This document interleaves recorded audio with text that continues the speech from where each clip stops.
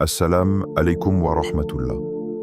As-tu déjà senti, non pas une douleur physique, mais quelque chose de lourd à l'intérieur? Comme si ton cœur se trouvait à la frontière d'un changement, sans savoir si ce changement allait enfin apporter la paix ou prolonger l'attente. Il y a des moments dans la vie où tout semble figé. Tu avances, mais sans avancer vraiment. Tu fais des invocations, mais les réponses tardent. Tu patientes, mais l'épreuve semble s'étirer. Et au fond de toi, une question revient, discrète mais insistante. Ya Allah, est-ce que tu m'entends vraiment? Ce poids que tu ressens, ce n'est pas un hasard. C'est souvent le signe que l'âme est prête à passer un cap, mais qu'elle a besoin d'une clé, d'une lumière, d'un rappel sincère. Il y a des blocages qui ne viennent pas de l'extérieur, mais de l'intérieur.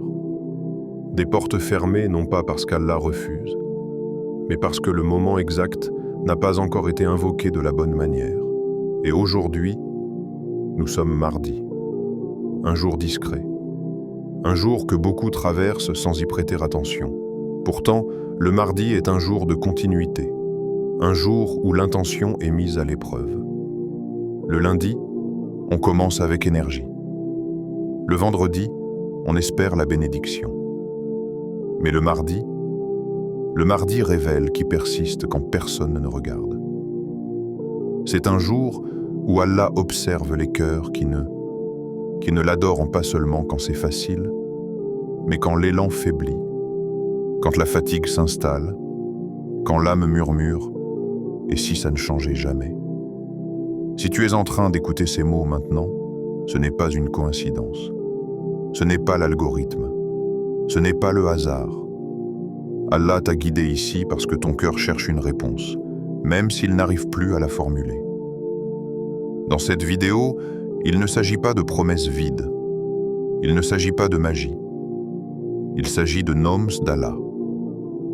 Des noms qui ne sont pas de simples mots, mais des attributs vivants, actifs, puissants.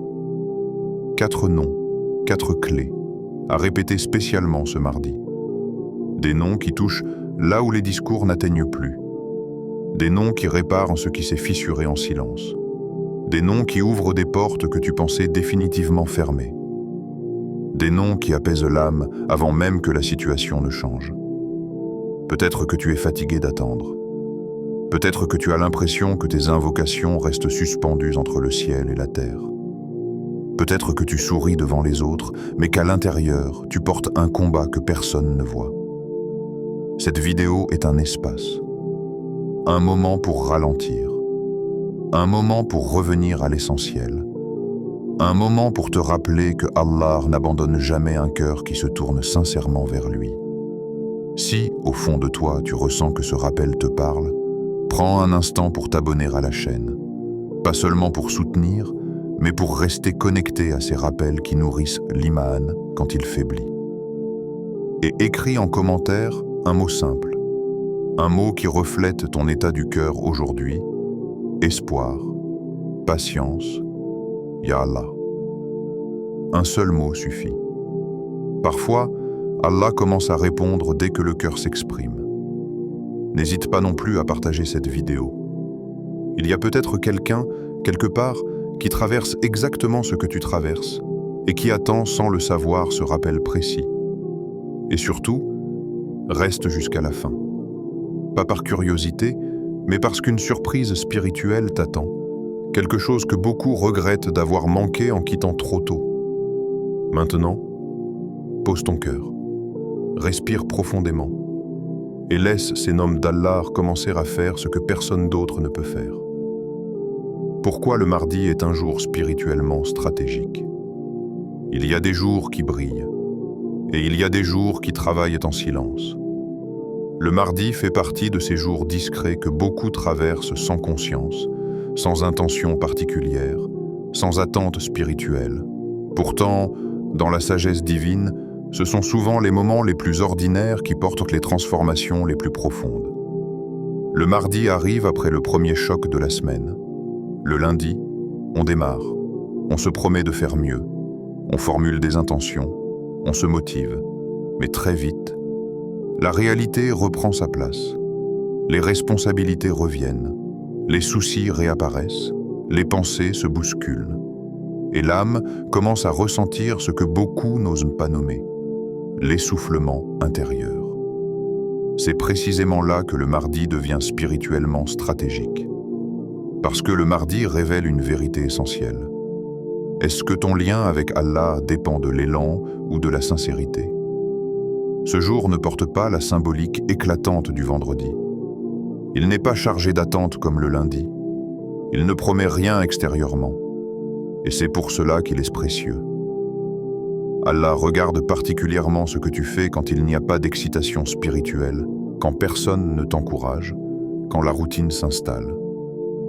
Le mardi est le jour de ceux qui continuent à invoquer, même quand ils sont fatigués. De ceux qui se rappellent Allah sans attendre un signe immédiat. De ceux qui persistent dans le rappel alors que le cœur est encore lourd. Dans la tradition spirituelle, la continuité est un signe d'authenticité. Ce n'est pas la quantité qui transforme, mais la régularité accompagnée de sincérité. Et le mardi est un test silencieux de cette régularité. Beaucoup disent « j'invoque, mais je ne vois pas de réponse ». Mais peu se demandent « est-ce que j'invoque seulement quand j'ai de l'énergie ou aussi quand je suis vidé ?» Le mardi met à nu cette réalité. C'est un jour où l'âme se trouve souvent entre deux états.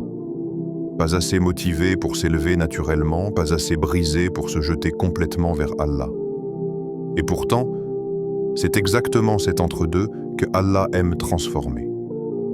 Dans le Coran et la Sunna, Allah nous enseigne que les œuvres les plus aimées sont celles qui sont constantes, même si elles sont modestes. Le mardi devient alors le terrain idéal pour cette constance. Pas de pression, pas de mise en scène, seulement un cœur, une intention et un rappel. Spirituellement, le mardi agit comme un miroir. Il reflète ce que tu es vraiment dans ta relation avec Allah, loin des grands moments, loin des émotions fortes. C'est aussi un jour où beaucoup ressentent un sentiment étrange, une impression de stagnation. Tu fais ce que tu dois faire, mais tu n'as pas l'impression d'avancer. Et cette stagnation, si elle n'est pas comprise, peut devenir dangereuse pour la foi. Car le shaitan aime exploiter ces moments pour souffler. À quoi bon continuer? Tes invocations ne changent rien. Si Allah voulait, il aurait déjà répondu. Le mardi est donc un jour de combat intérieur, mais aussi un jour d'opportunité immense. Car persister ce jour-là, c'est fermer une porte majeure au découragement. C'est dire sans mots, « Ya Allah, je ne t'adore pas seulement quand je ressens quelque chose, je t'adore parce que tu es Allah. » Et cette intention a un poids immense. Beaucoup de déblocages spirituels commencent un mardi, sans bruit, sans annonce, sans signe spectaculaire. Allah travaille souvent dans l'invisible. Il prépare les réponses avant même que le serviteur ne les remarque. Le mardi est aussi un jour où l'âme est plus réceptive à la profondeur qu'à l'émotion. On est moins dans l'exaltation, plus dans la vérité. Et la vérité, même lorsqu'elle est inconfortable, est un terrain fertile pour la transformation. C'est pourquoi invoquer Allah par ses noms ce jour-là a un impact particulier. Parce que l'invocation n'est pas portée par l'euphorie, mais par la lucidité. Tu invoques parce que tu sais que tu as besoin d'Allah, pas parce que tu te sens spirituellement fort. Et paradoxalement, c'est souvent dans ces moments de faiblesse consciente que la proximité avec Allah devient la plus réelle. Le mardi est donc un jour où l'on peut réaligner son cœur. Un jour pour dire à Allah, « Même si je suis fatigué, je suis là. Même si je ne comprends pas, je te fais confiance. Même si je ne vois pas encore, je continue. » Ce jour enseigne une chose essentielle. Allah ne travaille pas selon notre impatience, mais selon sa sagesse. Et celui qui apprend à honorer les jours ordinaires par le rappel voit, avec le temps, des changements extraordinaires. Pas toujours immédiats, pas toujours visibles, mais profonds. C'est pour cela que ce mardi n'est pas banal. Il est un point d'ancrage. Un moment discret où le cœur peut choisir soit de se refermer, soit de s'ouvrir davantage. Et dans cette ouverture silencieuse, Allah commence souvent à préparer ce que le serviteur appellera plus tard un tournant dans ma vie. Quand les invocations semblent ne plus monter, il y a un moment que beaucoup connaissent, mais que peu osent avouer. Un moment où tu lèves les mains et où, au fond de toi, une voix murmure « Et si rien ne se passait encore ?» Tu fais pourtant ce que tu sais faire. Tu invoques, tu demandes, tu répètes des paroles que tu connais par cœur. Mais quelque chose a changé. Ce n'est plus la même ferveur, plus la même certitude, plus la même chaleur dans la poitrine. Et tu te demandes, sans le dire à personne, pourquoi mes invocations semblent-elles rester au sol? Ce sentiment est lourd, parce qu'il touche à la relation la plus intime qui soit, celle entre le serviteur et son Seigneur. Quand une invocation tarde, le problème n'est pas seulement l'attente, c'est le doute qui s'infiltre, le doute qui fatigue l'âme plus que l'épreuve elle-même. Tu commences à comparer, tu regardes les autres, tu te demandes pourquoi leur chemin semble s'ouvrir, alors que le tien reste étroit. Et doucement, presque sans t'en rendre compte, tu ajustes tes invocations. Tu demandes moins, tu insistes moins. Parfois, tu invoques par habitude plus que par espoir. C'est là que le danger commence. Non pas parce qu'Allah n'écoute plus, car Allah n'a jamais cessé d'écouter, mais parce que le cœur commence à se protéger de la déception. Il y a des invocations qui ne montent pas parce que le cœur est vide, mais parce qu'il est fatigué. Fatigué d'espérer. Fatigué d'attendre. Fatigué de ne pas comprendre le silence. Et ce silence d'Allah, beaucoup le confondent avec un refus. Alors qu'en réalité, le silence est souvent une préparation. Allah ne retarde jamais par négligence. Il retarde par sagesse. Mais cette sagesse est difficile à accepter quand on souffre. Il y a des invocations qui ne sont pas bloquées dans le ciel, mais qui sont retenues pour être exaucées au bon moment, au moment où elles auront le plus d'impact sur ta foi, pas seulement sur ta situation. Et pourtant, le cœur humain est impatient. Il veut comprendre maintenant. Il veut voir maintenant. Il veut sentir maintenant. Quand cela n'arrive pas, il se replie. C'est pour cela que tant de personnes continuent à invoquer avec leurs lèvres, mais plus vraiment avec leur cœur. Et Allah, lui, regarde le cœur. Il voit la fatigue que personne ne voit. Il entend les invocations qui ne sont même plus prononcées à voix haute, mais qui restent coincées dans la poitrine. Il voit aussi ces moments où tu dis « Ya Allah, je n'ai même plus les mots aujourd'hui ». Et cela aussi est une invocation. Le mardi, dans ce contexte, devient un jour très particulier, parce que c'est souvent ce jour-là que la fatigue spirituelle est la plus présente. Le lundi, on s'accroche.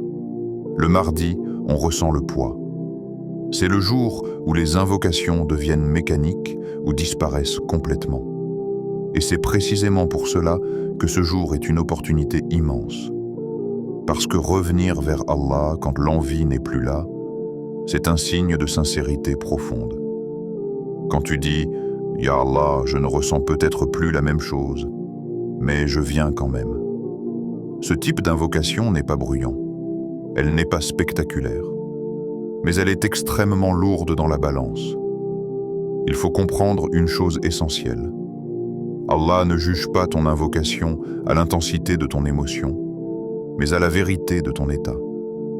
Un cœur brisé, un cœur fatigué, un cœur confus, peut être plus proche d'Allah qu'un cœur enthousiaste mais distrait. Parfois, Allah laisse l'invocation s'étirer pour purifier l'intention. Il enlève peu à peu les attentes secondaires, la validation, le regard des autres, le résultat immédiat. Il ne reste alors qu'une chose, le besoin sincère d'Allah. Et quand le serviteur atteint ce point, l'invocation change de nature. Elle n'est plus « Ya Allah, donne-moi ceci ». Elle devient « Ya Allah, je n'ai que toi ». C'est à ce moment-là que le rappel par les noms d'Allah prend toute sa puissance. Parce que ces noms ne sont pas de simples demandes, ils sont une reconnaissance. Tu ne demandes pas seulement une solution, tu reconnais qui est Allah dans ta vie. Et reconnaître Allah dans la fatigue, dans le doute, dans l'attente, est un acte d'adoration immense. Si aujourd'hui tu te reconnais dans ces mots, si tu sens que tes invocations ont perdu leur souffle, sache que cela ne signifie pas que tu es loin d'Allah. Parfois, cela signifie simplement que tu es arrivé à une étape plus profonde, où la foi n'est plus portée par l'émotion, mais par la persévérance. Et c'est précisément à ce niveau que les noms d'Allah commencent à agir différemment. Pas comme une réponse immédiate, mais comme une réorganisation intérieure. Une manière pour Allah de réparer ton cœur avant de changer ta situation. Ya Rahman. Quand la miséricorde précède tout, il y a un nom d'Allah que le cœur reconnaît avant même de le comprendre. Un nom qui ne demande pas d'explication. Un nom qui touche directement la blessure. Ya Rahman. Quand ce nom est prononcé, il ne frappe pas à la porte du cœur. Il entre. Parce que la miséricorde d'Allah n'attend pas que tu sois prêt. Elle ne vérifie pas ton passé. Elle ne mesure pas la gravité de tes fautes. Elle t'enveloppe là où tu en es. Beaucoup de personnes pensent que leurs invocations sont bloquées à cause de leurs péchés, à cause de leurs manquements, à cause de leur incohérence. Ils se disent « Comment Allah pourrait-il m'exaucer alors que je retombe encore ?» Et pourtant, le premier nom par lequel Allah se présente dans le Coran n'est pas le juste, ni le puissant, ni le vengeur. C'est Ar-Rahman, une miséricorde si vaste qu'elle précède même la demande de pardon. Quand tu dis « Ya Rahman », tu n'es pas en train de rappeler à Allah qui il est. C'est toi que tu rappelles à la réalité. Tu rappelles à ton cœur que ton Seigneur n'est pas lassé de toi, que ton Seigneur n'est pas fatigué de te voir revenir, que ton Seigneur ne se lasse jamais d'être invoqué. Il y a des cœurs qui portent une culpabilité silencieuse, une culpabilité qui ne vient pas forcément d'un grand péché, mais de la répétition. Retomber, se relever, retomber encore. Et à force, le cœur se dit « Je n'ose même plus demander ». C'est pour ces cœurs-là que Ya Rahman descend comme une pluie fine. La miséricorde d'Allah ne te demande pas d'être parfait pour s'approcher de toi. Elle te demande seulement d'être sincère. Quand tu répètes ce nom, il agit comme un adoucisseur intérieur. Il ne supprime pas forcément le problème immédiatement, mais il change ta manière de le porter. Tu ne portes plus ton fardeau seul, tu le portes sous la miséricorde. Et cela change tout.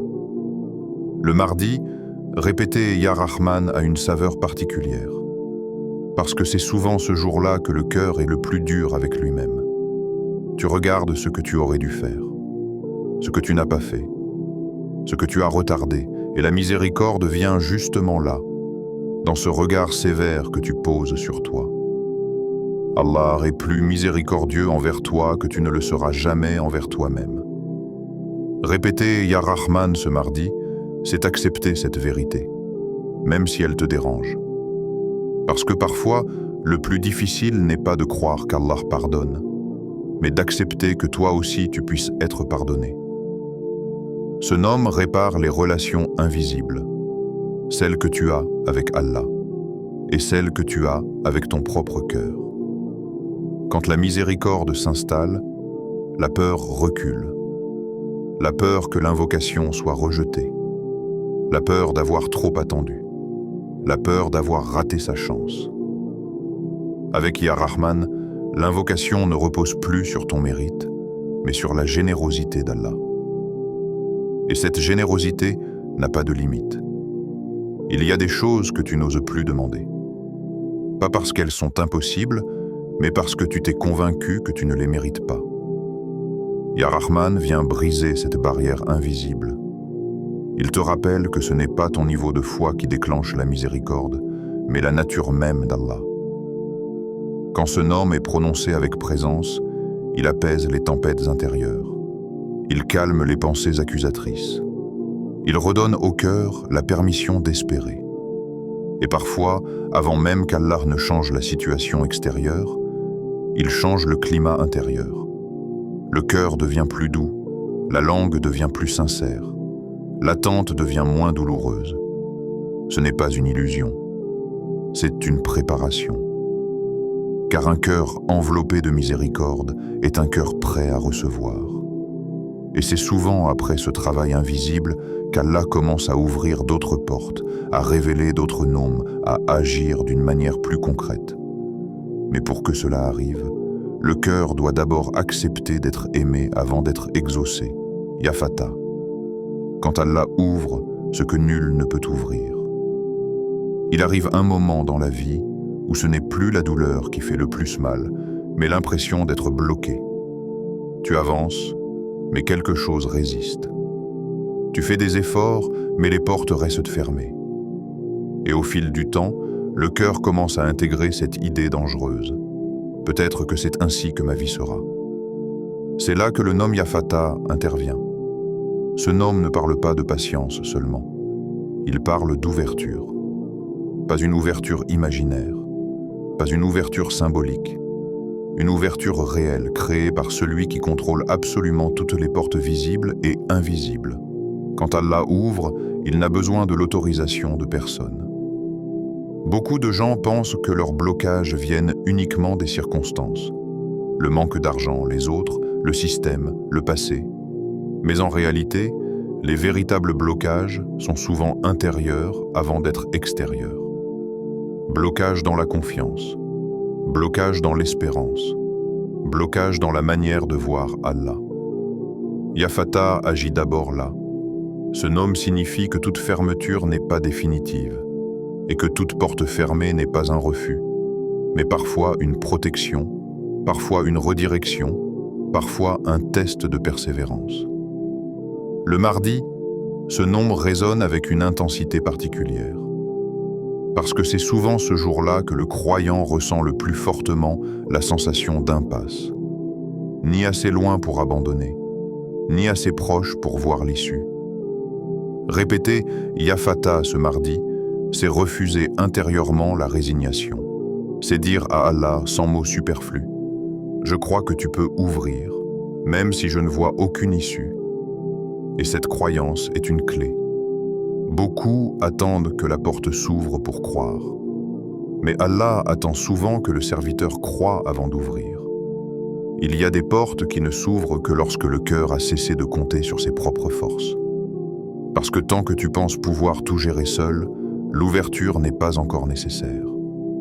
Mais quand tu reconnais sincèrement ton incapacité, alors Ya Fatah agit. Ce nom brise l'illusion du contrôle. Il rappelle que ce n'est pas ton intelligence, ni tes relations, ni ton acharnement qui ouvrent réellement les portes. C'est Allah. Et quand cette vérité descend profondément dans le cœur, elle libère. Tu fais toujours des efforts, mais sans cette pression écrasante. Tu avances, mais sans ce désespoir silencieux. Ya Fatah n'ouvre pas toujours la porte que tu demandes. Parfois, il ferme définitivement une porte pour t'empêcher d'y perdre ton âme. Et cette fermeture aussi est une forme d'ouverture. Une ouverture vers quelque chose de plus juste, plus aligné, plus pur. Le problème, c'est que le cœur humain a du mal à accepter une ouverture qu'il n'avait pas imaginée. Il veut une solution précise, dans un délai précis, selon un scénario précis. Mais Allah ouvre selon sa science, pas selon nos attentes. Et quand l'ouverture arrive, elle arrive souvent d'une manière inattendue. Une rencontre, une idée, une séparation, un retard qui se transforme en protection. C'est pour cela que répéter Ya Fatah n'est pas une simple demande de solution. C'est un acte de soumission intelligente. Tu dis à Allah: ouvre ce qui est bon pour moi, même si je ne le reconnais pas immédiatement. Ce nom enseigne aussi la patience active. Pas une patience passive qui attend sans rien faire, mais une patience qui agit tout en confiant le résultat à Allah.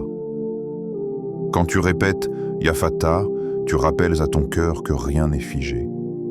Même les situations qui semblent bloquées depuis des années ne sont pas lourdes pour Allah. Une seule ouverture divine peut changer une vie entière. Ce nom combat aussi le désespoir, car le désespoir naît de l'idée que toutes les portes ont déjà été testées. Mais Allah possède des portes que tu ne connais même pas encore, des portes qui n'existent pas encore dans ton esprit. Et parfois, avant d'ouvrir une porte extérieure, Allah ouvre d'abord ton regard. Il te fait voir différemment. Il t'enlève certaines obsessions. Il élargit ton champ de vision. Et cette ouverture intérieure prépare l'ouverture extérieure. Le mardi devient alors un moment stratégique pour invoquer Ya Fatah, parce que c'est le jour où l'âme est prête à reconnaître ses limites, mais pas encore résignée. Un jour parfait pour dire « Ya Allah, j'ai essayé avec mes moyens. Maintenant, ouvre avec les tiens. Ya Hafid ». Quand Allah protège ce que tu ne peux pas contrôler, il y a des choses dans ta vie que tu ne peux pas surveiller. Pas parce que tu es négligent, mais parce que tu es humain, tu peux faire attention, anticiper, planifier.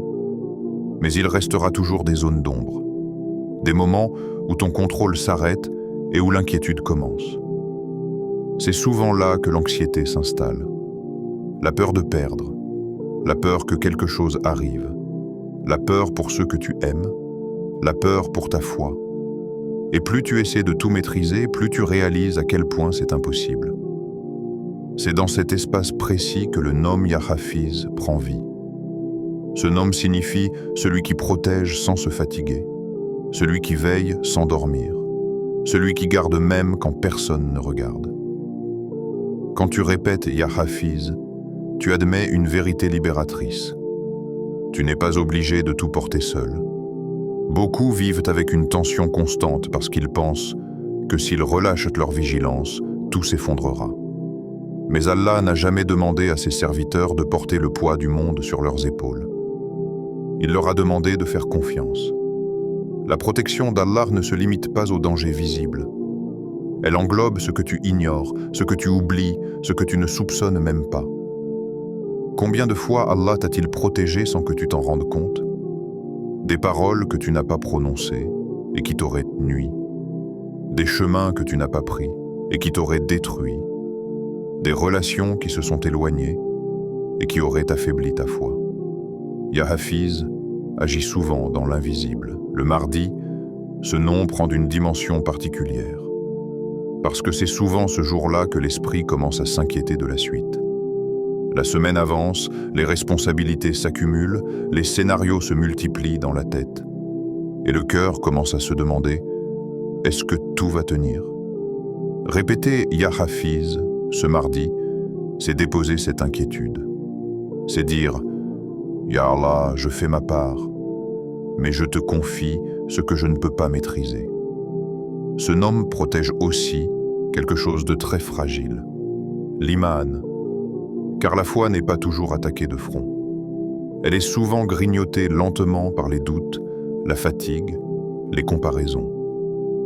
Quand tu demandes à Allah de te protéger, ne pense pas seulement aux dangers extérieurs.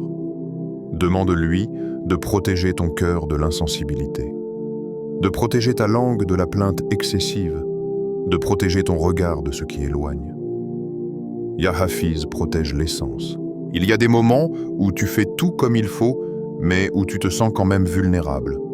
Parce que la sécurité ne vient pas seulement des actions, elle vient de celui qui accepte ces actions. Répéter ce nom apaise la peur de l'avenir. Car l'avenir n'est pas entre tes mains, il est entre celles d'Allah. Et ce qui est confié à Allah ne se perd jamais. Parfois, la protection d'Allah ne consiste pas à empêcher l'épreuve, mais à t'empêcher de t'effondrer sous son poids. Tu traverses, mais tu tiens. Tu plies, mais tu ne casses pas. Et souvent, c'est seulement après coup que tu réalises à quel point tu as été protégé. Ya Hafiz t'apprend aussi à lâcher prise sans devenir négligent. Tu continues à agir, mais sans cette peur constante qui épuise. Tu avances, mais avec la conscience que quelqu'un veille même quand toi, tu dors. Ce nom est une couverture pour le cœur. une barrière invisible contre l'angoisse, un rappel que la vigilance d'Allah ne connaît ni fatigue, ni distraction. Et quand cette vérité descend profondément, le cœur commence à respirer différemment. Les pensées s'apaisent, les scénarios catastrophes perdent de leur force. La confiance prend plus de place. Ce n'est pas que les problèmes disparaissent, c'est que la peur diminue. Et un cœur moins effrayé est un cœur plus réceptif aux prochaines ouvertures qu'Allah prépare. Quand Allah agit là où tu ne regardes plus, il y a des changements qui font du bruit, et il y a ceux qui se produisent sans que tu t'en rendes compte. Pas de choc, pas de signes spectaculaires, juste un déplacement subtil. Ya Latif, ce nom ne force pas les portes, il ne bouscule pas les événements, il n'écrase pas les obstacles, il passe entre deux pensées, entre deux décisions, entre deux instants où tu pensais que rien ne se passait. Quand tu répètes « Ya Latif », tu reconnais qu'Allah peut agir sans attirer ton attention, sans répondre à ton besoin de contrôle, sans satisfaire ton impatience. Ce nom, c'est pour ceux qui disent « Ya Allah, je te fais confiance », même quand je ne comprends pas. Parce que comprendre n'est pas toujours nécessaire pour être guidé. Beaucoup de personnes pensent que Allah est absent simplement parce qu'elles ne voient rien changer. Mais Ya Latif travaille précisément dans ce que l'œil ne perçoit pas. Il a juste une intention. Il détourne une parole. Il ralentit un pas. Il adoucit une réaction. Et ces détails, pris séparément, semblent insignifiants. Mais assemblés, ils transforment une trajectoire entière. Le mardi, ce nom trouve une résonance particulière.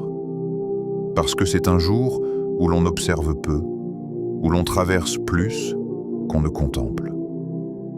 Tu fais ce que tu dois faire. Tu avances, tu continues. Et c'est exactement dans ces moments de routine que Ya Latif agit avec le plus de finesse. Il y a des prières qui ne sont pas exaucées parce que la réponse que tu attends n'est pas celle dont tu as réellement besoin. Alors Allah agit autrement. Il ne change pas immédiatement la situation, mais il change ta relation à cette situation. Il ne supprime pas l'épreuve, mais il t'allège intérieurement. Il ne t'explique pas, mais il te stabilise. Et tu continues ta route, sans réaliser que quelque chose s'est déplacé en toi. Ya Latif est le nom des cœurs apaisés sans raison apparente. Un jour, tu te réveilles et tu constates que la douleur est moins vive, que l'angoisse ne sert plus autant, que l'attente est devenue supportable, et tu te demandes « Quand est-ce que ça a changé ?» Souvent, tu ne trouveras pas de date précise, parce que Ya Latif n'agit pas dans le spectaculaire, mais dans la continuité. Ce nom est aussi un rappel puissant pour ceux qui se jugent endurement. Allah est subtil avec ses serviteurs. Pourquoi serais-tu brutal avec ton propre cœur? Il te connaît mieux que toi-même. Il sait ce que tu peux porter aujourd'hui et ce que tu dois encore apprendre à lâcher. Quand tu répètes « Ya Latif », tu demandes à Allah d'être doux avec toi dans tes affaires, dans tes décisions, dans tes transitions. Tu lui demandes de te guider sans te briser. Il y a des leçons qui, si elles étaient données brutalement, t'éloigneraient. Alors Allah les distille lentement. Une prise de conscience aujourd'hui, un rappel demain, un silence qui apaise. Et sans t'en rendre compte, tu mûris. Ya Latif agit aussi dans les relations humaines.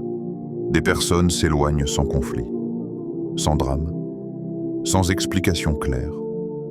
D'autres se rapprochent au moment exact où tu avais besoin d'une parole, d'un soutien, d'une présence. Ce n'est pas un hasard, c'est la subtilité divine. Allah orchestre ce que tu appelles coïncidence. Quand tu regardes en arrière, tu réalises que certaines choses ont été retirées avant qu'elles ne deviennent toxiques, et d'autres ont été introduites avant même que tu n'en ressentes le manque. Ya Latif protège aussi de ce que tu aurais demandé si tu avais su. Il y a des désirs que tu n'as pas formulés et pour lesquels Allah a quand même agi, parce qu'il sait ce que ton cœur aurait demandé s'il avait eu plus de clarté. Ce non invite à une foi plus mature, une foi qui ne dépend pas constamment de preuves visibles, une foi qui accepte que le bien peut venir sous une forme discrète. Quand tu répètes « Ya Latif », tu apprends à ralentir intérieurement, à ne pas forcer les réponses, à ne pas exiger des signes, à laisser Allah être Allah. Et dans ce relâchement, le cœur devient plus sensible aux nuances de la guidance. Tu commences à remarquer ce que tu ignorais auparavant. Une pensée qui te retient, une intuition paisible, une parole qui tombe au bon moment. Ce sont les empreintes de Ya Latif. Ce nom n'annule pas l'épreuve. Il la rend vivable. Il ne supprime pas l'attente. Il l'adoucit. Et parfois, cette douceur est précisément ce dont le cœur avait besoin pour tenir encore un peu, jusqu'à ce qu'Allah décide de révéler ce qu'il préparait depuis longtemps. Comment répéter ces noms ce mardi pour en voir les effets? Après avoir traversé la miséricorde, l'ouverture, la protection et la subtilité, une question naturelle se pose dans le cœur du croyant. Comment faire pour que ces noms ne restent pas de simples mots, mais deviennent une réalité dans ma vie? La réponse est plus simple que ce que l'on imagine, et en même temps, plus profonde. Il ne s'agit pas de quantité excessive, il ne s'agit pas d'une formule compliquée, il s'agit de présence du cœur. Ce mardi, choisis un moment où ton âme est un peu plus calme, après Fajr, ou avant Maghrib, ou même dans le silence de la nuit. Assieds-toi, ou reste debout. Peu importe la posture du corps, si le cœur est tourné vers Allah. Commence par ralentir. Quelques respirations. Pas pour te détendre seulement, mais pour te rendre présent. Puis, doucement, sans te presser, Ya Rahman, répète-le, en pensant à ce que tu portes depuis trop longtemps, à ce qui t'a fatigué, à ce que tu n'as jamais osé dire à voix haute. Ya Fatah, répète-le en pensant aux portes que tu ne vois plus, aux situations qui semblent figées, aux chemins qui te font peur. Ya Hafiz, répète-le en pensant à ce que tu ne peux pas contrôler, à ceux que tu aimes, à ta foi, à ton avenir. Ya Latif, répète-le en acceptant de ne pas tout comprendre, en laissant Allah agir à sa manière, dans son timing. Tu peux répéter chaque nom 33 fois, ou simplement autant que ton cœur le peut. Il n'y a pas de rigidité ici, seulement une sincérité. Ce qui compte, ce n'est pas de finir la récitation, mais de s'y déposer. Ne cherche pas à ressentir quelque chose immédiatement. Ne guette pas un signe. Laisse les noms faire leur travail. Allah agit parfois après que le serviteur a cessé d'observer. Invocation profonde et sincère. Ô Allah, toi le tout miséricordieux, nous venons à toi avec des cœurs fatigués, mais encore pleins d'espoir. Ya Allah, enveloppe-nous de ta rahma là où nous avons été durs avec nous-mêmes. Ô toi qui ouvres toutes les portes, ouvre pour nous ce qui est bon, même si nos yeux ne le reconnaissent pas encore. Protège-nous, Ya Allah, de ce qui nous affaiblit sans que nous le voyions, et de ce qui nous éloigne sans bruit. Sois subtil avec nos cœurs, dans nos décisions, dans nos attentes, dans nos épreuves. Ya Allah, ne nous laisse pas seuls face à nos pensées, ni prisonniers de notre impatience. Accorde-nous une foi stable, une patience vivante et une confiance qui ne dépend pas des circonstances. Ô Allah, si tu retardes, rends-nous patients. Si tu donnes, rends-nous reconnaissants. Et si tu testes, rends-nous constants. Nous te confions nos vies, nos secrets, nos douleurs silencieuses. Car nul autre que toi ne sait réparer ce qui est invisible. Amin. Un rappel pour le cœur. Souviens-toi d'une chose essentielle. Allah n'est jamais en retard. Il n'est jamais absent. Il n'est jamais indifférent. Parfois, il change la situation. Parfois, il change le cœur qui traverse la situation. Et souvent, Il fait les deux, mais pas dans l'ordre que nous attendons. Ce mardi n'est peut-être pas spectaculaire, mais il peut être déterminant. Un jour où tu as choisi de continuer, de répéter, de faire confiance. Et ce choix, même s'il te semble petit, a un poids immense auprès d'Allah. Fais vivre cette lumière. Si ce rappel a touché ton cœur, ne le garde pas pour toi. Abonne-toi à la chaîne Lumière d'Iman pour continuer à nourrir ton iman, même dans les jours ordinaires. Écris en commentaire un mot ou une phrase. Ya Allah, je te fais confiance. Ou simplement le nom qui t'a le plus marqué aujourd'hui. Partage cette vidéo à quelqu'un qui traverse une période de blocage, car parfois, Allah passe par toi pour atteindre un autre cœur. Et surtout, reviens à ces noms. Pas seulement aujourd'hui, mais chaque fois que l'âme s'alourdit. Car la lumière d'Allah ne s'éteint jamais dans un cœur qui se souvient.